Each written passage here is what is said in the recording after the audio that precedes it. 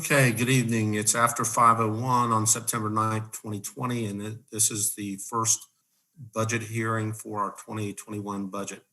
Commissioners, as you know, over the last several months, we've been preparing our proposed fiscal year 2021 budget, and we continue our budget process for the first of two public hearings.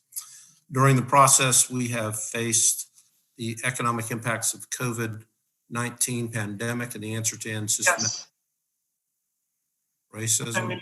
Mic is unmuted. Both of these priorities are addressed in this year's budget, along with our commitment to continuing to deliver superior municipal services for our residents. And for the seventh year in a row, we are maintaining our millage rate, not raising our millage rate. Highlights from our budget are increased investments in youth programming, economic development, including support for small businesses and job training, affordable housing. In this budget, we're refocusing OPD funds in a number of ways, including research and piloting a co-responder model to partner with mental health and social service professionals to respond to specific calls, and to provide enhanced use of force de-escalation training, mental health support for our officers, and more community-oriented policing. We had a thorough overview of the budget presented to City Council on July 20th, but I did want to mention a few things that have changed since that workshop. We're increasing the Family Parks and Rec budget by $1 million for My Brother's Keeper program, so we can connect more of Orlando's boys and young men of color with mentoring and support networks and skills to help them improve their academic performance, increase employment opportunities, and reduce incarceration. The funding will allow us to identify 4 low-income, predominantly African-American neighborhoods and allocate $200,000 per neighborhood to fund grassroots individuals and organizations that have trusted relationships with children and family in those neighborhoods. We've received some CARE Acts money from the state to provide $1.5 million in rental assistance, which we voted on yesterday at our City Council meeting. So these investments are outlined in this year's budget, strengthen our efforts to create a city where every person who calls Orlando home is equally valued, equally protected, and has equitable access to opportunity. So today's workshop, or today's budget hearing, we will have 3 hearings as the City Council, and then we'll convene the NID, and we will have 1 hearing for the NID. The first hearing is on the City of Orlando proposed millage rate and tentative budget. This is the first of 2 public hearings for the adoption of the millage rate and budget for the City of Orlando for fiscal year 2020 and 2021. At this first hearing, City Council will consider for adoption the proposed millage rate and tentative budget. At the second hearing, City Council will consider for adoption the final millage rate and final budget. Madam Clerk, would you read the title of the millage resolution? Resolution of the City of Orlando, Florida, establishing the ad valorem tax levy millage rate upon the assessed real property and business personal property tax rolls for the year 2020. The proposed millage rate for the City of Orlando for fiscal year 2021 is 6.6500 mils, which is 5.11% higher than the rollback rate of 6.3269. Is there a motion to adopt the proposed millage rate? So moved. Second. Motion by Commissioner Sheehan, second by Commissioner Stewart. Michelle, would you give brief comments on the millage rate, please? Certainly. Good afternoon, Mayor and Commissioners. On July 20th, City Council approved a proposed millage rate of 6.65 so that the appropriate filing could be made with the Orange County property appraiser by the August deadline set for the trim notification process. The millage rate is within the parameters outlined by state formula, has not changed from the prior year, and is to maintain the city's levels of service. Thank you, Michelle. Madam Clerk, is there any public comment for the millage rate? Yes, we currently have 4 requests. The first one is Aston Mack. Please state your name and address for the record. You have 5 minutes to speak.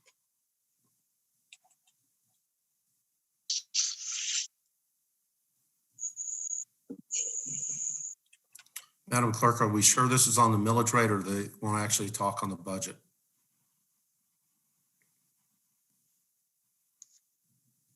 we have a request for the millage rate and the budget. Okay.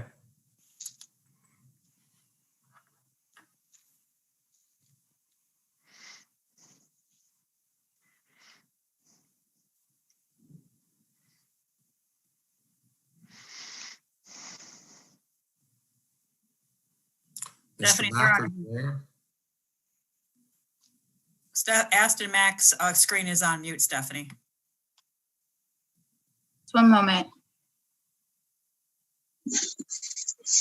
Hello? You're live.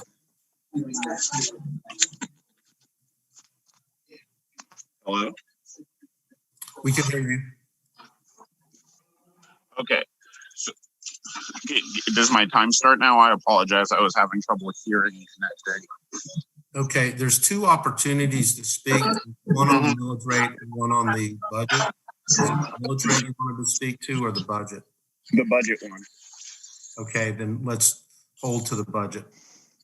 Okay, no problem at all. Thank you so much. That will be coming right up. Okay. And if there are others that signed up and really want to talk on the budget versus the millage rate, could you just, when your name's called, let us know that you'd rather speak to the budget?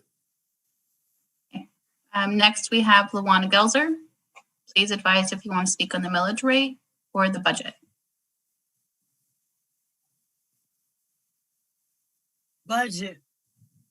Thank you. Next, we have Christine Bright. Please advise if you want to speak on the millage rate or the budget.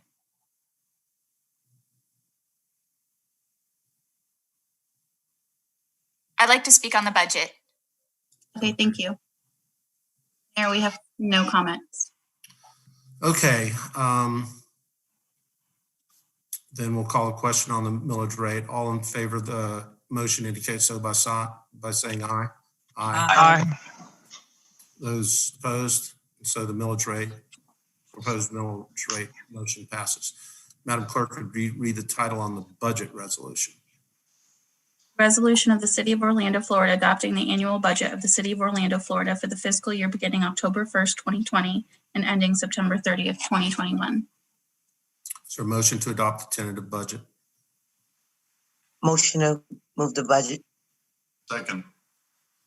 Motion by Commissioner Hill. Was that Commissioner Ortiz? Yes. Was the second? Yes. Yes. Yes, sir. Michelle? Mayor, I have a brief presentation for you and the commissioners.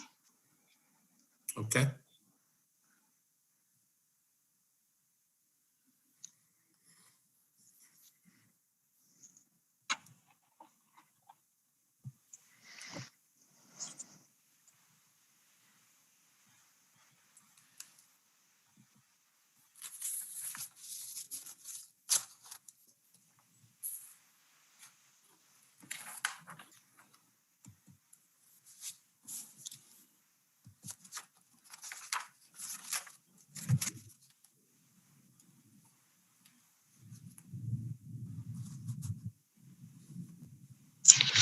Okay, are you able to see my screen? We have it, Michelle. Okay, excellent. So on July 20th, we came to you in the budget workshop with a balanced preliminary city budget. We also produced a budget in brief and commissioner notebooks, and all of that information was posted on the city's website. And since then, we've made some revisions, and those were reflected in the recently updated budget in brief and posted to the city's website. So the next few slides just summarize the changes from that budget workshop on July 20th to the proposed budget presented for approval today. And the updated budget in brief also includes a transmittal letter that provides more details on those changes. So let's start with the general fund. That does make up 40% of all of our funds at the city and is our primary operating department. Since July 20th, we received the results of the city's cost allocation plan. And this is a study that allocates the cost of city services such as legal, accounting, the mayor's office, procurement, et cetera, to the various funds of the city that utilize those services. And that plan resulted in an additional $2.5 million in additional revenue to the general fund. But since then, we also received some updated revenue projections from the state. And so we determined that we would use those additional revenues to reduce our sales tax revenue by $2 million and reduce our state revenue sharing by $500,000. From an expense perspective, as the mayor mentioned, we've added an additional $1 million, which includes one position for the My Brother's Keeper program to the Families, Parks, and Recreation budget. Since we didn't have any additional revenues to fund this additional programming, we reduced other general fund expenses as noted. We reduced our transfer to the Capital Improvement Fund by $250,000.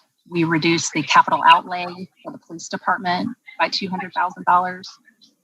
We moved housing personnel costs to the grants fund of $200,000. There was additional capacity in their grants to cover those administrative costs. So there's no net change in housing. We're just moving those out of the general fund and into the housing grant funds. And then there's always some adjustments and corrections. And so there were various personnel costs among the different departments that resulted in an additional $200,000.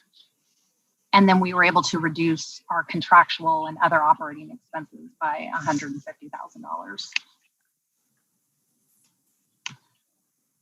For the other funds budget, the most notable changes are decreases in the public works budget of about $5.6 million. Most of that, about $4.3 million, was a reduction in transfers between two water reclamation funds. So one fund was a transfer out, another fund is a transfer in, and we reduced both of those amounts by $4.3 million. So technically that's part of their budget, but there's really no impact on any of their operating or capital programs. And then there was an additional reduction in the solid waste capital budget of $1.3 million to better align their capital budget with their request. We also decreased the police budget in the grants fund by $1.25 million. This is related to the community-oriented police grant that was just recently received. We originally had planned to include that in our fiscal year 21 budget, but that has actually now been included in the fiscal year 20 budget through the Budget Review Committee action that actually just got approved yesterday at Council. And then the last significant item in the other funds was a reallocation of just over $61 million in capital projects. Those were initially included in non-departmental, and so those have been allocated to the various departments' budgets. And so there's no net impact to the total capital budget. It's just now they're better reflected within the various department budgets. So we are presenting to you an all funds budget of over $1.4 billion for your approval. This represents a 5.7% increase over the prior year.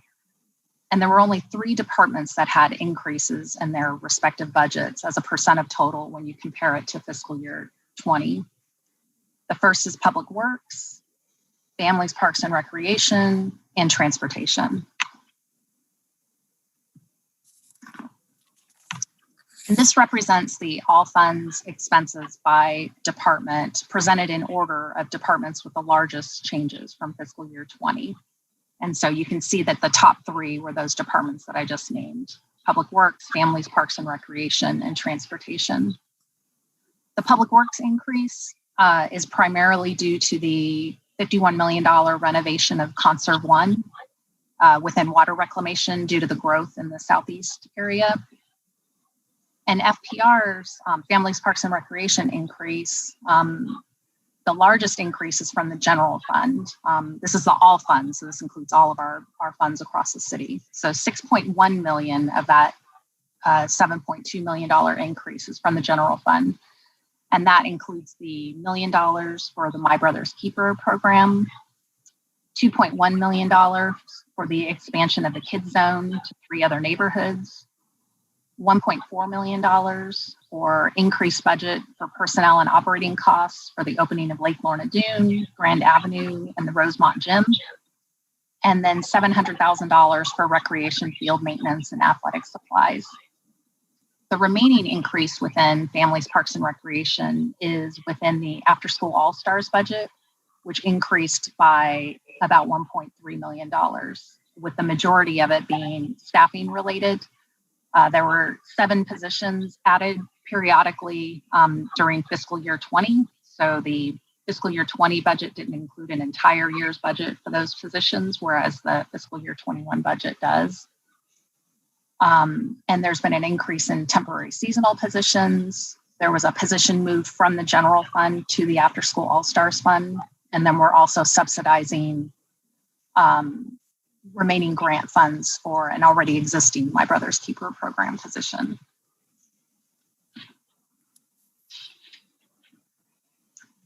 From a general fund perspective, the only changes within revenue from the July 20th workshop were the items that I mentioned earlier, but staff will continue to monitor the impacts of COVID-19 on the city's finances, and in particular, the impact on revenues. And as Chris McCullion and I discussed at the workshop, property taxes were not impacted by COVID since the property value determinations were done on January 1st, 2020 before COVID. But as we look beyond fiscal year 21 and into fiscal year 22, we may start to see some impacts of COVID on our valuations, and especially with respect to commercial properties. So we'll be closely monitoring this over the coming year.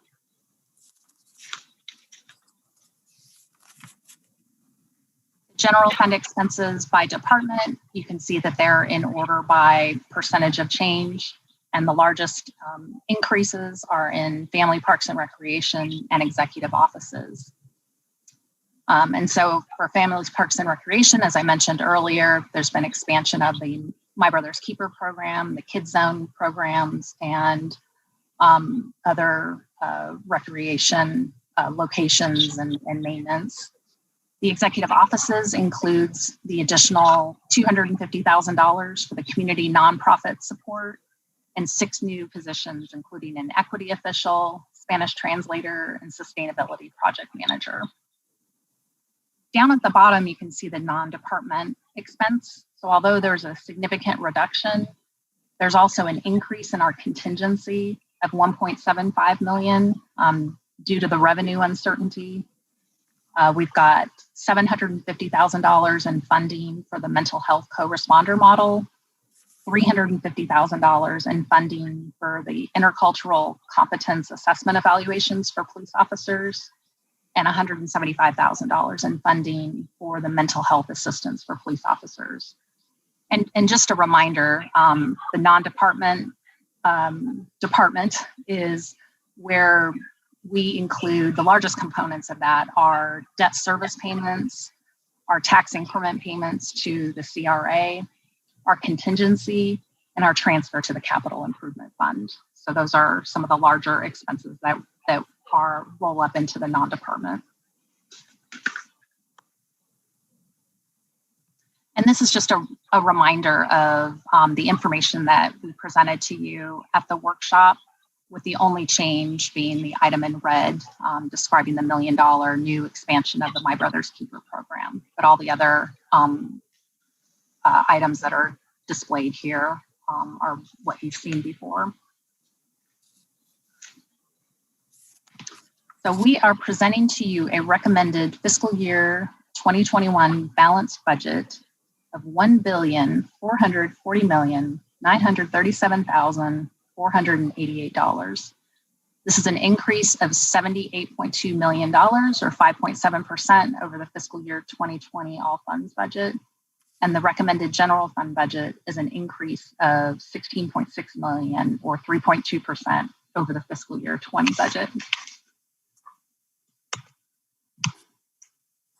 So next steps, this is where we are today. And so staff are asking for your approval of the fiscal year 21 tentative budget. Thank you, Mayor and Commissioners. Okay, are there questions for Michelle? I have a question, Mayor. It's nothing huge. It's regarding the Spanish translator. Did we address or look at the of having a Spanish/Creole person for that position, Michelle? Speaking. Sure. So, Commissioner, we've budgeted for a position, but I'm sure the requirements of that can still be worked out and finalized. So this is just the funding of it. Yes, ma'am. Thank you. And certainly, Commissioner, Great job. if we can get somebody that is fluent in both Spanish and Creole, that would be great. All right, thank you. Okay, then I will open it up to public comment. Mayor, Commissioner Burns. yeah, I'd like to make a statement prior to public comment if it's appropriate. Okay. Okay, Mayor and City Council, as you know, I serve as the President and Chief Executive Officer of the Healthcare Center for the Homeless. The city budget for this year and for several years prior to my service on the City Council has included funds that provide grant funding to the Healthcare Center for the Homeless. None of that money goes towards my compensation. Additionally, these funds would not be granted to HCCH unless and until the city and the health center enter in a separate written agreement. Such agreements will come before the City Council for individual approval in the future. And I want to make it clear that when the specific items come before the council, I will abstain from voting on any funding agreement between the city and the Healthcare Center for the Homeless, and will fill out the proper paperwork required for noting this information and provide the information to the city clerk. So thank you, Mayor. Thank you, Commissioner Burns. All right, Madam Clerk, I know we had at least 3 speakers for the budget. Yes, up first, we have Aston Mack. Please state your name and address for the record. You have 5 minutes. My name is Aston Mack. I live on 250 Virginia Avenue. I want to go ahead and say that this is kind of a little bit of a disgrace. Once again, we're raising the police budget over another $6 million. And we've constantly been reaching out to both the mayor and the commissioners for meetings, trying to have some transparent contact that kind of go over this, because it doesn't make any sense. Since 2010, you guys have raised the budget every year. Now compared to 2010, you're $78 million higher than you were in 2010. And we've seen an increase in both the rape rate and the murder rate. So why are we increasing their budget? Further, if you add up that increase, if we would have kept the spending at the same level that it was at 2010, we'd have over $500 million to play around with, where you could, in the city with one of the lowest accesses to affordable housing, where people that earn 30% of AMI, only 35 out of 100 citizens have access to affordable housing. That's 50 apartment buildings, because the average cost of an apartment building construction in Orlando is $10 million. It's absolutely crazy that you guys continue to increase the budget for things like, for example, you're saying that you're increasing the budget to have more community-based officers. Nobody asked you for that. No, you're going to have a bunch of people with high school diplomas and some cop experience act as community officers, when we asked you to have trained professionals with higher education to do those sorts of jobs. It's disgusting, because you're not really doing what we said. This is why you guys aren't even really doing the can't wait steps. We asked you something simple like ban chokeholds. Well, you didn't do it. You banned chokeholds except for deadly force authorization situations, which is the gigantic loophole that we want to close. And further, when we're sitting here talking about the increase in spending in the police budget, you've increased the budget 145% over the last 10 years. Our population's only increased 120% over the last 10 years. Stop increasing the budget. More cops is not the solution. You have the 4th highest per capita police caused fatalities in the country. Do you care or do you not care? And before we get into the conversation about, oh, well, we can't meet with everybody, we don't have, no, I've offered, not only have I spoken to your aides, I've offered all of you the chance to sit down with every single organization leader at one time, and we have yet to get anything back. I've specifically reached out to the mayor over 5 or 6 times, and I've spoken to your aide directly, and we've still not had a sit down. You do not represent the people. You do not represent what you want, and you clearly do not care about the Black Lives Matter movement or the police brutality that's running rampant in your city, because you continue to encourage them by giving them more money. Even the increase that you did this year, $6 million, while you have nominally kept housing at 9 to 10 million every single year for the last 10 millions, give that to housing. Do something with it. Improve the communities. Stop wasting it on increasing the budget for a police department that brutalizes its citizens. It doesn't make sense. And if you guys want to pretend or act or be respectable and say that you guys care about the city, you care about the situation, you care about Black lives, you care about racism, then have a sit down with us, because this is ridiculous. Nobody's asking for this increase. Nobody. The only people asking for this increase are the police unions. No citizen has said, you know what, we need more cops.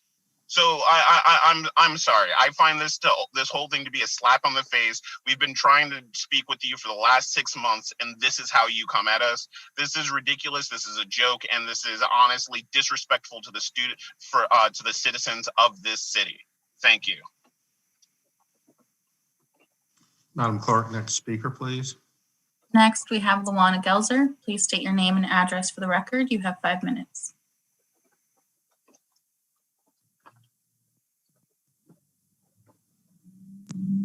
Luana Gelzer, 7674 St. Stephen's Court, Orlando, Florida.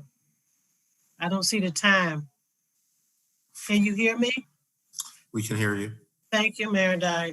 First of all, I want to go on record as to say that these changes were made as of today. While this presentation was being given, I was on the city website to see if any of these changes were made, so I could have pulled the information so I could have been properly prepared for this meeting.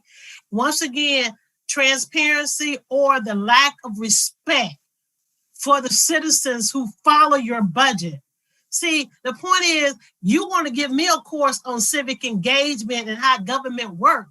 No, you guys need to take the course, because clearly you don't understand how government is supposed to work. It's abuse of power. It is now September 9th, 2020, January 2018. The Huffington Post did a story about the contamination in the Paramount community. And at that time, they asked you, Mayor Dyer, and your staff, when will we get a health disparity study? You told them you didn't have no money for a health disparity study and that you will be doing it in 2020. Well, we've been waiting, and it's 2020, and it's nowhere in the dang on budget. It's not there. You are liars. Liars to the people you claim you're supposed to represent, for the people you care about. Example, wasteful spending. Wasteful spending, wasteful spending. UCF Creative Village, $2 million for remediation. Who knows how much you spent for the soccer stadium in the 18 months that you owned it? You can't rewind the decision. You violated the state ordinance. Statutes, $6 million for the trees. But what I'm so disappointed in you now is you took the $1.25 million that you were going to allocate in this budget and found money to pay for the program for the community officers. But you had no money for a health disparity study, less than $100,000 for the people in Paramount who have been waiting based on what you said? Based on what you said. You didn't think we would check the budget? I'm looking at this. This is not available for the citizens to look at the changes that you've made for your program, failed programs. You keep putting money in OPD. You've never changed the use of force metrics. When you ask, you dance around and skirt around as if you're not number one in the country for excessive force cases. You still only have four levels, only 4 levels. 4 levels, not like other departments have 6 and 8. You didn't change anything. You did a good PR and thought everybody was going to look the other way and believe you. We don't believe you. You are so blatant with your dishonesty to the community. We can see it. So you can talk about we're about a city strong. We'll care about our city.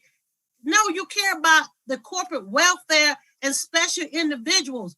Prime example, when I spoke before in July, you gave $10,000 for a movie that had been out for 4 years. Hidden Figures. Well, what is the hidden agenda? You could have used $10,000 there to help with the health disparity study. We even met with UCF. They was willing to use their department to help alleviate the cost. When you gave away $13.5 million worth of property to them for free for their downtown campus. So the money has always been there. Do you really care about everybody equally? And I say no. That's why I say Orlando is #1 for systemic racism. That's why I question your leadership in the council. You dance around the issues, but when you're supposed to do what you say, you lie. Where is the money for the health disparity study? And why are we giving OPD more money for training? We don't need to give them any more money. And where is all the money we pay out for the settlements? The settlements that comes from the taxpayers, us.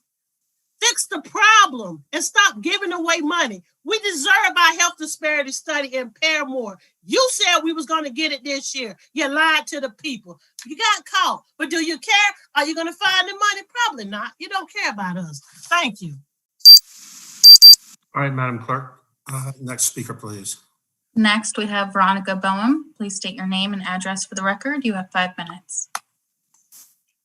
Hello, can you hear me okay? Yeah.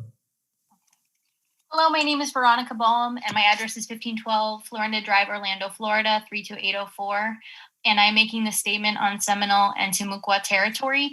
I oppose this budget, and I'm so frustrated that this meeting is essentially a formality, and this budget will most likely pass regardless of any contention from Orlando citizens.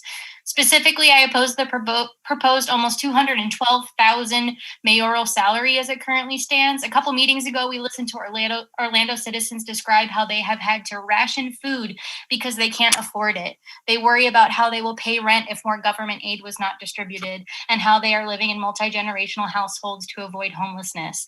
Approving the almost $212,000 mayoral salary in the middle of an economic crisis and a pandemic where many residents are suffering financially is egregious. There is no good reason why the mayor of a city of 285,000 people should make more than half the salary of the President of the United States. In addition, paying $14 an hour for full-time, part-time, and contract positions is simply not enough to make ends meet for those individuals, considering the average rent in Orlando is $1,435. Hourly employees should be making closer to $22 an hour in order to function without financial stress in the city. I oppose the current personnel service budget as it currently stands and request that the council not approve it until they have spoken with all hourly employees about their current quality of life with their current hourly wage.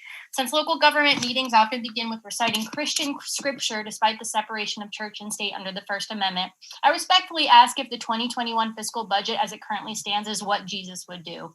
City residents continue to see OPD's budget increase, and the housing and community development budget remains stagnant or decreased depending on the year.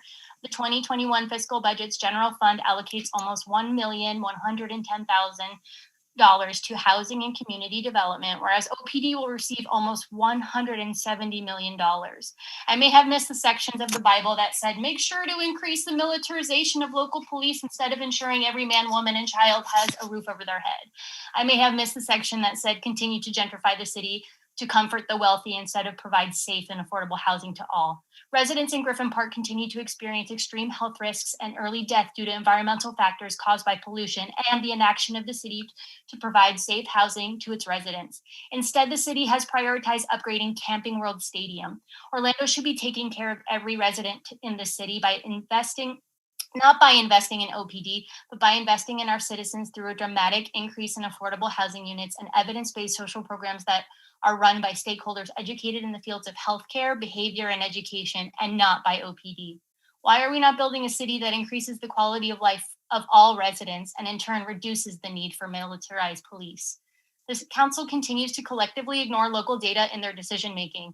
OPD has the 4th highest rate of death caused by police in the nation with a rate of 10.8 residents per 1 million residents.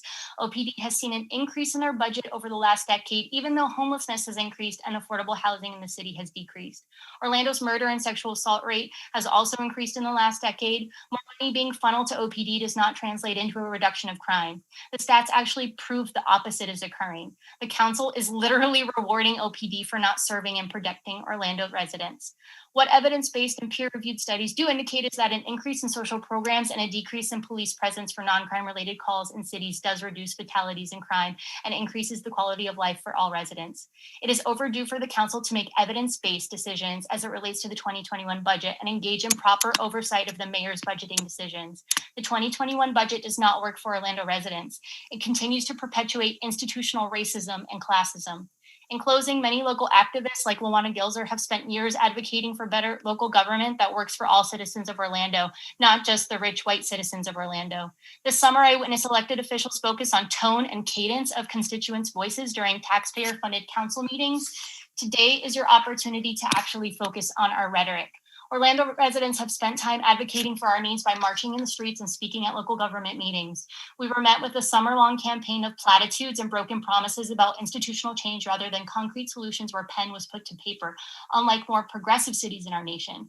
We have repeatedly asked that OPD's budget be reconsidered and a significant sum be reallocated to community initiatives related to housing and community development in order to finally begin to address racial and economic inequities and injustices that are emboldened by the budget as it currently stands.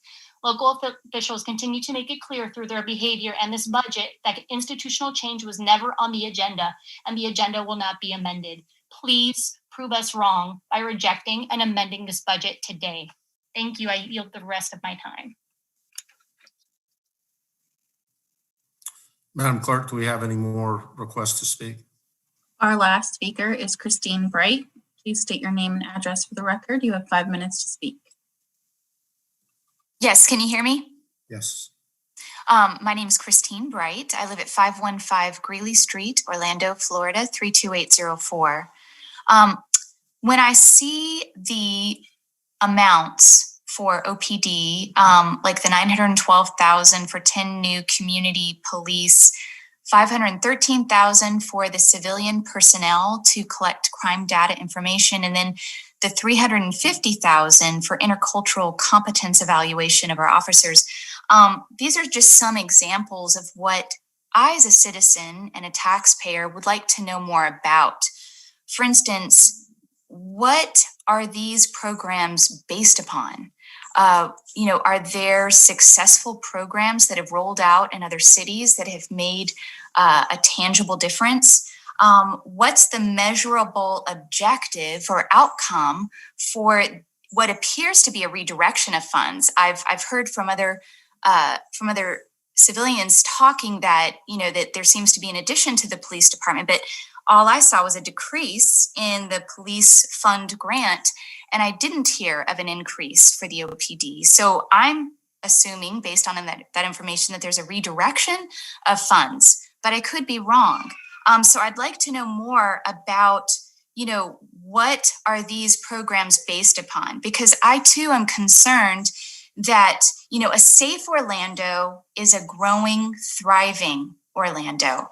But in large cities where police departments are being defunded based upon a socialist movement, as opposed to a constitutional republic, these cities are actually having an increase in crime. Astronomically. And I am concerned that the changes that are being proposed here will actually create some of those same results here in our special, awesome, beautiful Orlando. And so, if property taxes are a huge part of our budget and a safe Orlando contributes to the thriving, growing property tax value, I would think that we would want to secure that, not put it in jeopardy by rolling out these proposed strange programs that don't seem to be substantiated by by any kind of information or statistics that we can rely upon, because I would expect as a citizen that you would make that information clear and that you would promote that kind of information to win us all into unity and agreement in these kinds of huge changes.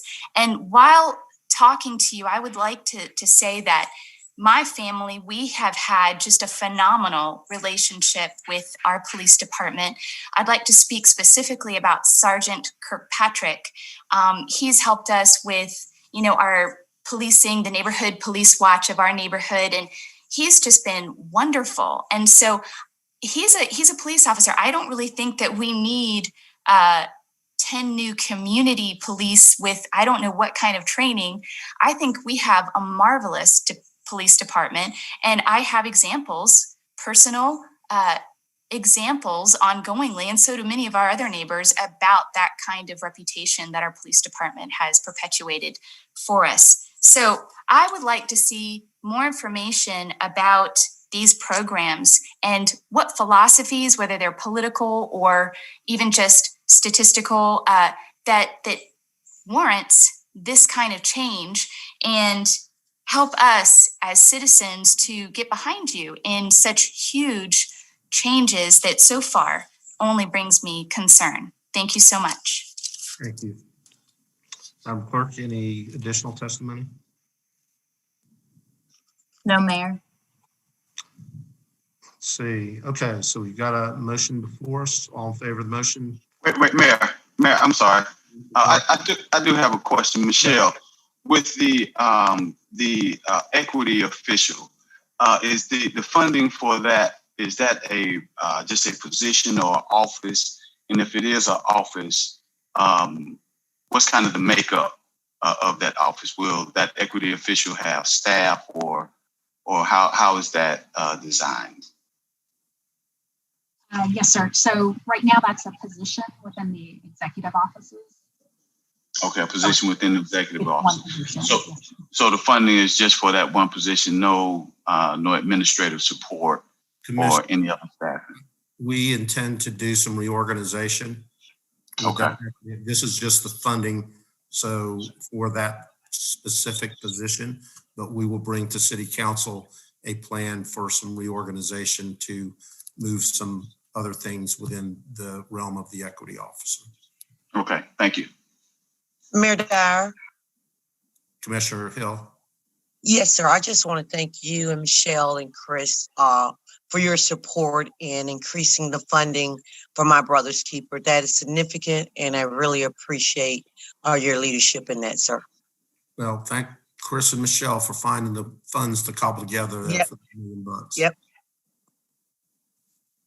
Anybody else discussion or questions? Yeah, Mayor, if I could. Commissioner Gray. Thank you, sir. I've got a couple areas I just want to throw out that I'm working with staff with, but perhaps some of the other commissioners or you have some feedback which would help. So if these are not criticisms, these are things that I'm working with staff on, but I want to make them point them out today because we still have a second hearing coming up. And they're in three primary areas. The first one is in Public Works. I have been talking with Public Works for several years. We've got a major thoroughfare in the southeast, Dowden Road, that needs to be repaved. It's not in this budget. I'm working with Chris and with Rick and their teams to try to come up with some money to do that. I felt like I did the right thing a couple of years ago by raising my hand and saying, hey, look, we don't have to do this now, but it's coming. So I just want to go on record as saying that's an area for me. And that's probably a couple $1 million to resurface that road. It's a 4-lane thoroughfare. So that was kind of number one for Public Works. Two, on Parks and Rec. And again, I need to speak with Lisa early. So not a criticism. It's my fault. I haven't got to her yet, but kind of in two areas. One is what Commissioner Hill just mentioned, which is the My Brother's Keeper and the PKZ. Let me be perfectly clear. They're good programs from all indication. I'm supportive. We should do it. But it's clear we're starting to put some real money into these programs, as we should. And you've heard me say before, and I'll say it again, when we start throwing seven figures into a program, I think it's very important that we have clear objectives of the program, and then periodically, I don't know if that's quarterly, semi-annually, annually, check in and see how we're doing against those objectives. Lisa may be doing that now with her team.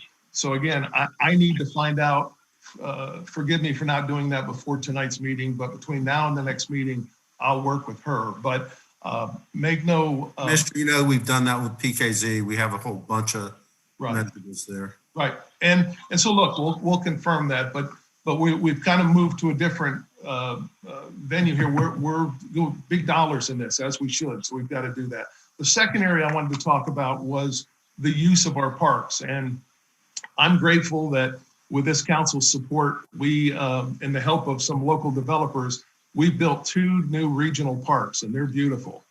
But some of the things we're finding, I think may need some more resources from our budget. And it kind of falls in 2 areas. One is the use of the parks.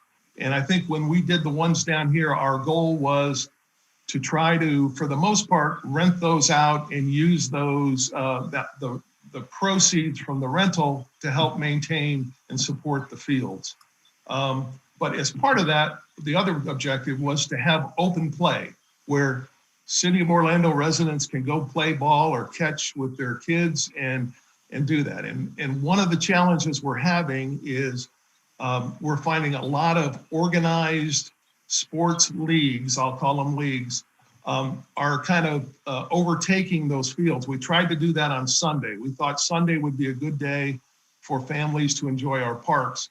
And they're finding access is limited because a lot of teams are coming in and doing organized sports. And the problem we have is we don't have the budget to have somebody from Parks and Rec out there to kind of monitor. And unfortunately, OPD, just when they get called and show up, they don't know all the rules and regs, nor should they. So I think I want to work with Lisa and her team, see if we can look at doing that, because the parks just are kind of being taken over by folks that either A, aren't renting the parks, haven't given us appropriate insurance, and really are kind of crowding out just regular residents from using the park. So I wanted to just raise my hand and say that's a concern there. So I'll work with Lisa and her team on that. And the final thing, which I've been avoiding saying, but I'm going to start saying it, guys. And I admit I've had a long day, and it's all about public safety. I agree with those who say defund the police, but for the totally different reason. Because, guys, we all know we spend an enormous amount on public safety, and we shouldn't have to.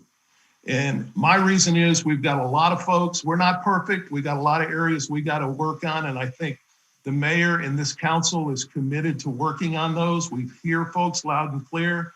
But look, we spend, let me give you some numbers. This should scare you. We spend 100 for firefighters. When you take our total budget, divide it, that's for salaries, benefits, training, equipment. We spend, in our budget proposed, we're going to spend $191,000 per firefighter on fire protection. That's a lot of it. That's, again, look at the numbers. That's $440 per citizen. And I use 287,000 citizens. I think that's what our population is. You look at OPD, we spend $167,000 per police officer. And that's $660 a citizen. So guys, we're spending over $1,000 per citizen on public safety. That's crazy. We shouldn't have to spend that much. I think again, excuse me for preaching, we just got a lot of folks that aren't following the rule of law and not doing what's right and what they should be doing as part of being in the city of Orlando. And so I'm for defunding the police to make sure we get it right, but we shouldn't have to spend this much money. We just, and the one area, if I could be constructive of where I think we should look, and I want to talk to the chief, is we have not, by this budget, increased the number of patrol officers in 3 years. I'm not a police expert, but I think where we get the most bang for our buck is having cops, quote unquote, on the street. You can call it community policing. You can call it people driving up and down the streets so people can see a police presence. But I really think, and I'm going to talk to the chief, how can we increase our patrol? Because at least in my district, we've grown exponentially, and yet we have the same number of patrol officers in the budget. And I'm not even sure they're full, because we've had our challenges hiring police. And it's this rhetoric that we hear earlier, it's even harder to hire police. It's not an easy job, and it's not what people want to do.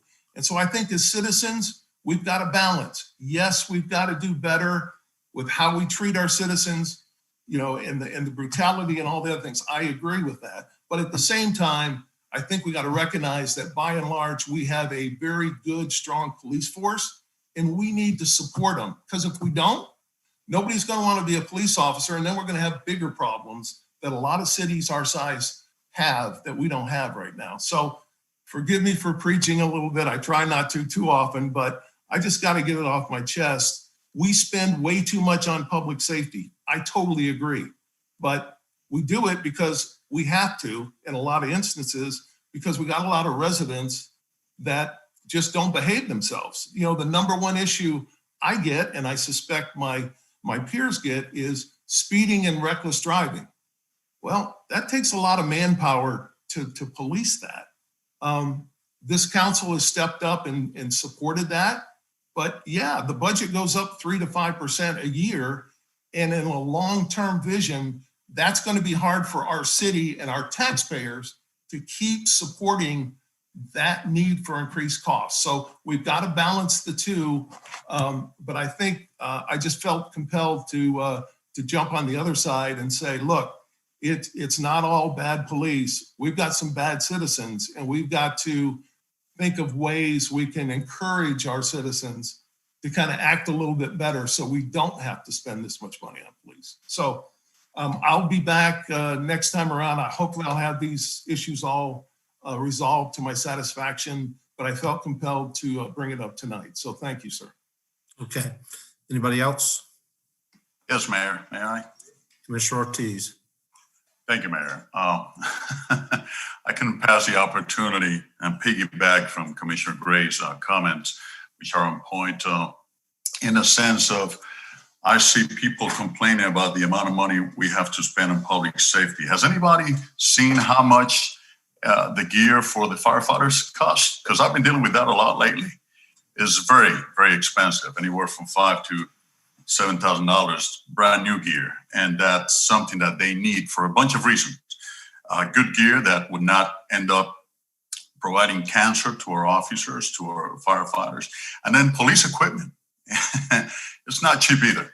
So that's a huge part of that budget. The other part of this is training our police officers. And I know there's a lot of people complaining out there. It really surprises me how people can know so much when they get so little involved with the police. And how is it that they must have some crystal ball or something in their hands, because they seem to know so much about law enforcement, yet I don't see people involved in neighborhood watch or on the academies. So I would definitely love to see how is it that people learn so much, and why is it that we keep comparing our police department against other police departments around the nation, when our police department, as we know, the system we have in the United States is a decentralized system of government. So you have over 700,000 police officers in the nation, and of course you have bad apples, but you also have a lot of good officers. We have one of our constituents talking about the liaison officer for District 2 being such an awesome officer, and just like him, possibly 99, maybe 100%. I don't know if our police officers are so. I keep saying, unless we get involved with law enforcement, we cannot speak with conviction. And this message is to all those who keep criticizing and want to defund the police. Please take the time to learn about the institution. Take the time to learn about government. Take the time to know about your commissioners. These commissioners are dedicated. The mayor is dedicated. We're dedicated. You know what? It takes a huge heart to have to deal with this every single day and with every issue. And we love it because we care. I know people may think that we don't, but we care. And I think the majority of our citizens do know that. Those who may not have enough information about how we do business, I invite you to be part of our government. I invite you to reach out to us. There's a gentleman that says that he had reached out to every commissioner. I have a very open door policy, like I know that my fellow commissioners and the mayor have, and I have not heard from this gentleman. So I just want people to really get down to get to know their government and to get to know the people that work. Nobody's here for, we don't get paid enough. I mean, and not that I want to get paid anymore, because I don't. I do it because I love it. But what I'm trying to say here is people like to criticize without having the conviction, without having the real information about what it takes to manage a government, like the government of the city of Orlando, with close to 300,000 citizens. And yes, I wish we could have less police officers per capita, but that's not the case. As Commissioner Grace said, we have a lot of crimes going on out there. There's people moving to the Central Florida region every day. I wonder why is that? They must find something pretty interesting in the Central Florida region for wanting to move over here.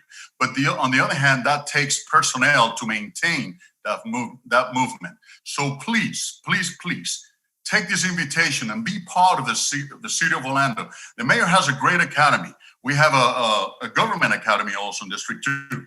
Our commissioners are fully dedicated and motivated.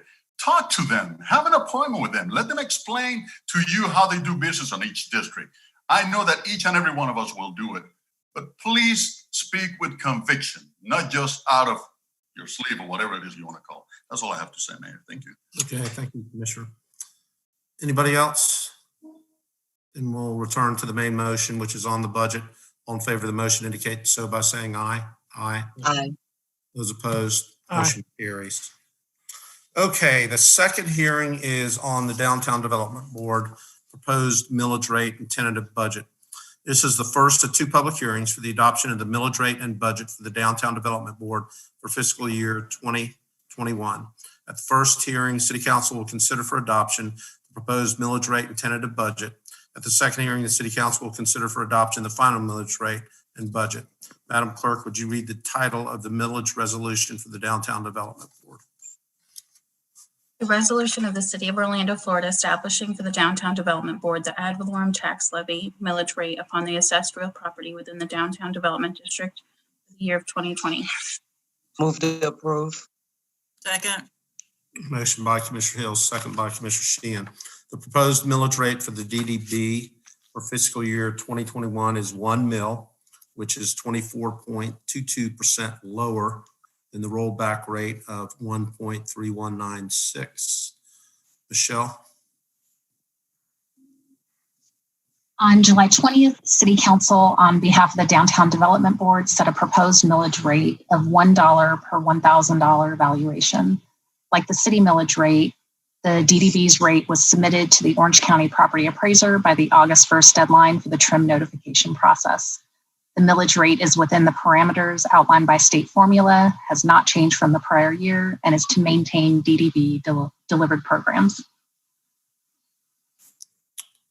Is there any public comment on the millage rate resolution? No, Mayor. Discussion, hearing none, all in favor of the motion indicate so by saying aye. Aye. Those opposed, and so the motion on the millage rate passes. Madam Clerk, would you read the title of the budget resolution? A resolution of the City of Orlando, Florida, adopting the annual budget of the Downtown Development Board for the fiscal year beginning October 1st, 2020 and ending September 30th, 2021. Is there a motion to adopt the tentative budget for 2021? So move. Second. Motion by Commissioner Burns, second by Commissioner Stewart. Michelle? The total proposed budget for the Downtown Development Board is $4,819,778. This is $237,000 less than the budget as presented in the July 20th budget workshop. And the reduction is the result of reducing the transfer in from the CRA and expenses for special events and community concert series. These events will instead be paid directly from the CRA through the DDB. So essentially the money came from the CRA to pay these bills out of the DDB, and now CRA is going to be paying these bills themselves. So there's a reduction in the DDB's budget, but not a reduction in the programming, because that was always funded by CRA, but just paid through the Downtown Development Board. Okay. And I'm sorry, this proposed budget is the same as the budget in brief that was presented to each commissioner on September 1st and published on the city's website on September 2nd. Questions for Michelle? Madam Clerk, is there anybody that's requested public comment on the DDB budget? We have one speaker, Luana Gelzer. Please state your name and address for the record. You have 5 minutes to speak. Donna Gills, a resident of Orlando, Florida. Do you hear me? Yes. Thank you, Mayor Dyer. The reason why I'm speaking on this measure is because I've had a business in the Paramore community and in the downtown development zone and the CRA zone for over 40 plus years. And I have seen constant questionable spending from both of the funding sources, the CRA and the Downtown Development Board. And yesterday, even though it was the CRA, it's still the same staff working. I saw literally $300,000 for a beautiful Christmas tree. Someone who loves Christmas, who puts up about between 14 to 18 trees a year in her house, that's fine. And I think the reason why I'm saying that I'm going on record for this is I watched money being spent in these particular communities, these zones,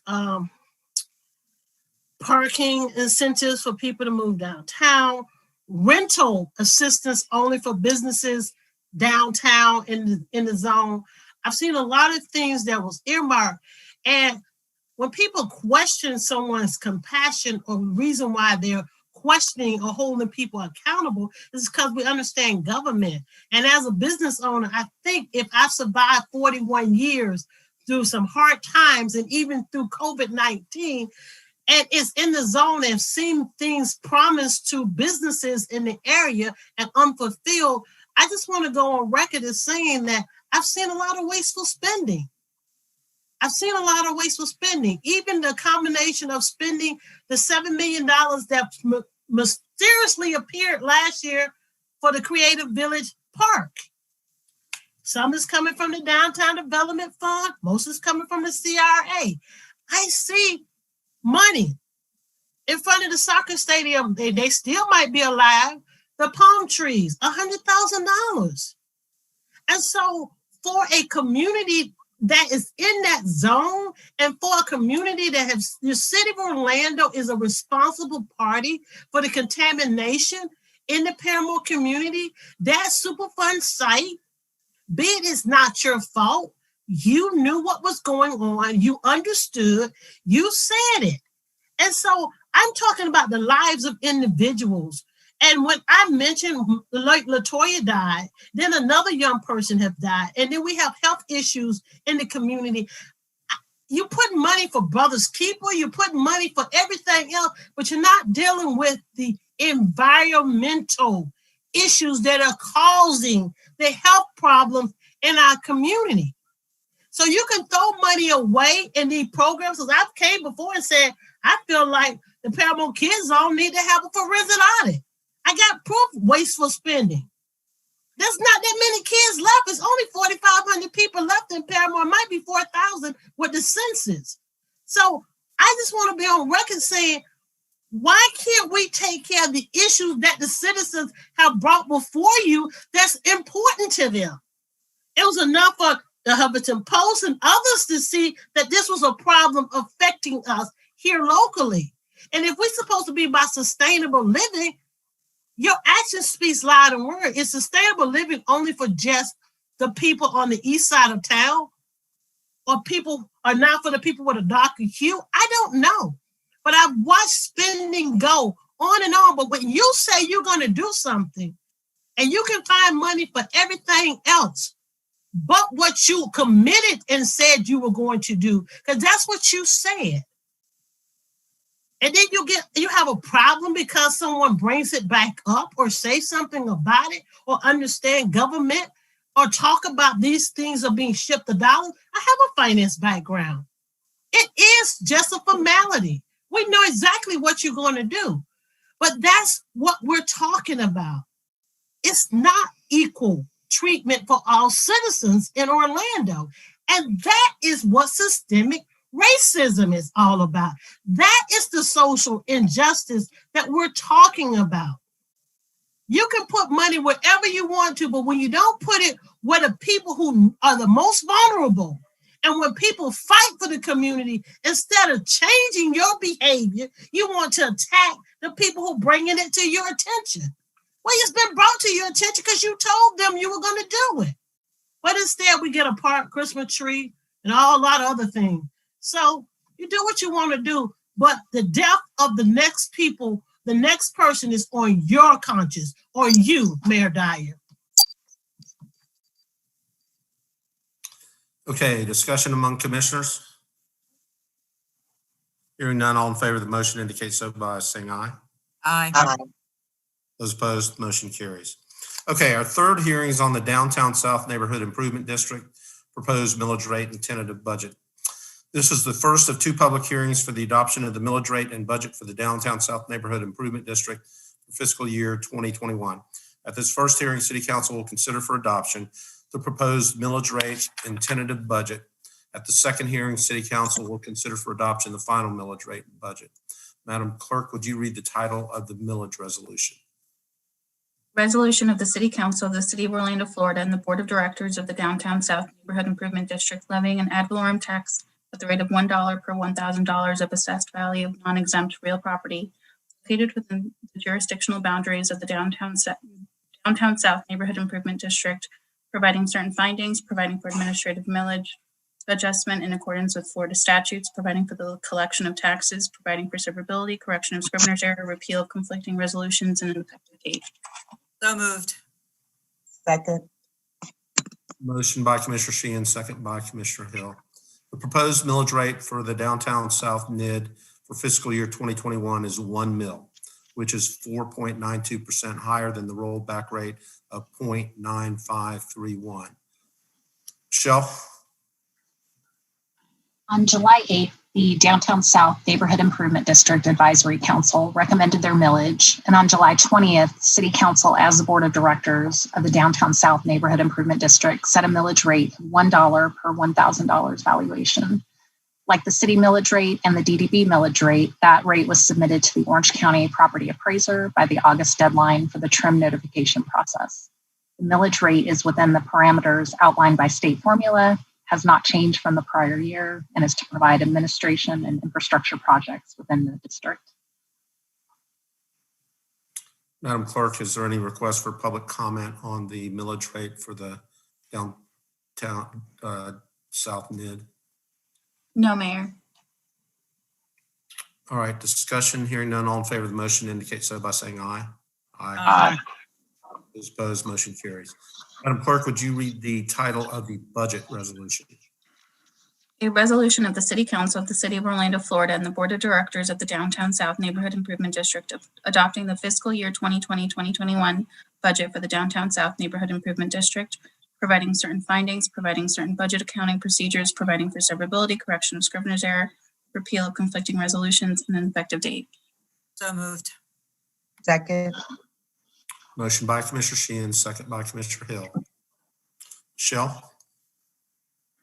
The total proposed budget for the Downtown South Neighborhood Improvement District is $692,397, which is unchanged from the budget presented at the July 20th budget workshop.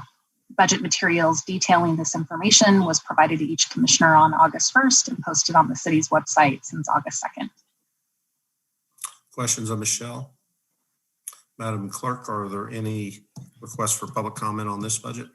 Yes, we have two speakers. The first one is Luana Gelzer. Please state your name and address for the record. You have 5 minutes to speak.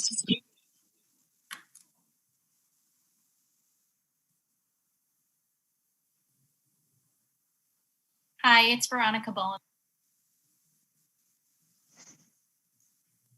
One moment.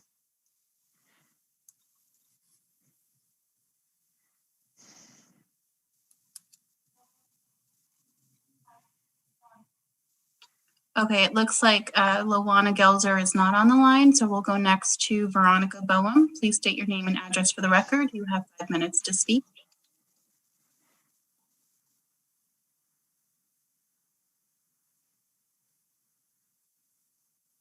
Ms. Boehm, can you hear us? Can you hear me now? We can hear you.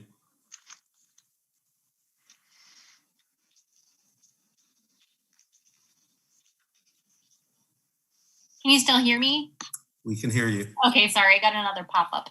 My name is Veronica Boehm. I live at 1512 Florinda Drive, Orlando, Florida, 32804. I do not approve of further gentrification of SoDo before Griffin Park residents are provided with safe housing. I realize that SoDo is its own district and therefore, deserves its own funding. But so do residents of Griffin Park. Just in relation to being accused as a city member of Orlando having bad citizens, I think that's deflecting from the main point of what we're trying to get across in regards to these budget decisions, that we're asking you to invest in your citizens to make our community better. That we do believe Orlando citizens are great, even if you don't. And we believe that we're capable of better behavior decisions than you're giving us credit for. In regards to speeding as an issue and speeding as a rationale for needing more police walking in the streets, there are more developed cities and countries in this world and in this nation that don't require manpower to address simple infractions like speeding. There's actually computer programs and automated devices that don't require manpower at all. We have some of this in the city, like traffic lights, where they have cameras and the red lights, where if you speed through the light, you'll get a ticket sent to you. The same exists in other cities and countries if you speed on the highway, where you don't need police patrolling constantly in a police state. So that comment is just lacking basic information about how police can function in other cities without extreme funding. To the downtown mid. Am I being interrupted? Yeah, but this is the downtown neighborhood south mid. Yep. It still pertains to it because even though they're their own district by the city bylaws and how everything's functioning, they still benefit from an egregious police budget, right? Am I wrong? Do I get my time back too? I believe I get 15 seconds back. Either way. We were asked earlier to speak with conviction, and we are exactly doing that. We're simply asking that the city council speaks from data and actually not from emotional viewpoints, that asking things to be either reallocated or for budgets to be re-reviewed. It's not a us versus them issue. It's just asking that you look at the facts of an issue and you look at the statistics and you look at evidence-based solutions rather than base it all on your feelings, right? That we're asking the exact opposite to occur. We're not speaking from our feelings, we're speaking from the data that we're seeing. So I just think that there's some things that need to be reevaluated. Again, in terms of this budget item, I don't approve any further gentrification of SoDo before Griffin Park residents are provided with safe housing in their district. Thank you. Mayor, Hold on, let's see if there's any other. Was that the only speaker, Madam Clerk? Yes, Mayor, that's all we have. Okay, Commissioner Hill. yes, thank you, Mayor. Just for point of clarification, I need to put out a fact that versus emotions also, that Griffin Park is not underneath the jurisdiction of the city of Orlando. It is a federal housing project under Orlando Housing Authority that is funded by HUD at a national level. So the residents are citizens of the city of Orlando, but we, the city of Orlando, have no jurisdiction on that property. I just want to clarify that, sir. Okay, is there any further discussion on the budget related to the downtown south NID? If not, hearing none, all in favor of the motion indicate so by saying aye. Aye.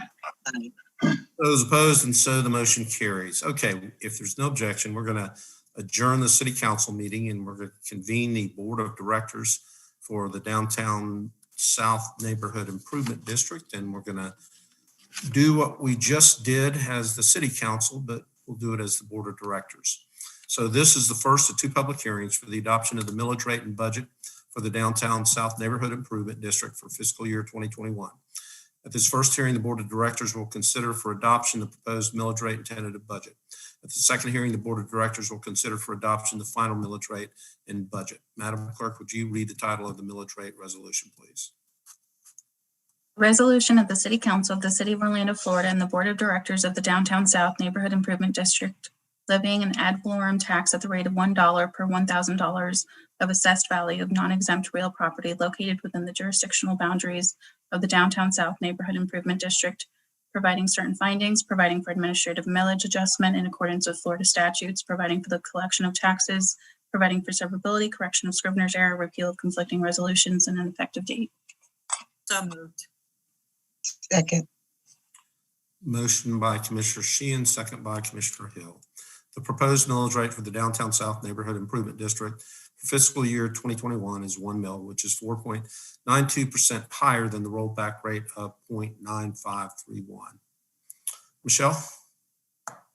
On July 8th, the Downtown South Neighborhood Improvement District Advisory Council recommended their millage, and on July 20th, the City Council, on behalf of the Downtown South NID, set a millage rate of $1 per $1,000 valuation. Similar to the city millage rate, that rate was submitted to the Orange County Property Appraiser by the August 1st deadline for the trim notification process. The millage rate is within the parameters outlined by state formula, has not changed from the prior year, and is to provide administration and infrastructure projects within the district. Do we have any requests for public comment, Madam Clerk? No, Mayor, we do not. Discussion? Then all in favor of the motion indicate so by saying aye. Aye. Aye. Those opposed, motion carries. Madam Clerk, would you read the title of the budget resolution? A resolution of the City Council of the City of Orlando, Florida, and the Board of Directors of the Downtown South Neighborhood Improvement District adopting the fiscal year 2020-2021 budget for the Downtown South Neighborhood Improvement District, providing certain findings, providing certain budget accounting procedures, providing for severability, correction of scrivener's error, repeal of conflicting resolutions, and an effective date. So moved. Second. Motion by Commissioner Sheehan, second by Commissioner Burns. Michelle? The total proposed budget for the Downtown South Neighborhood Improvement District is $692,397, which is unchanged from the budget presented at the July 20th budget workshop. Budget materials detailing this information was provided to each commissioner and posted on the city's website. Questions of Michelle? Is there any request for public comment, Madam Clerk? No, Mayor, we do not have any. Discussion among board members. Hearing none, all in favor of the motion indicate so by saying aye. Aye. Aye. And so the motion carries. All right, we will be back on September the 21st for the second hearing on the 4 budgets that we at City Council and Board of. Mayor, it's September the 21st. That's what I have. Okay, I'm sorry. I heard the 22nd. No, September the 21st. Okay. All right. Thank you for everybody's patience tonight. We stand. Good night. Good night. All right, good night.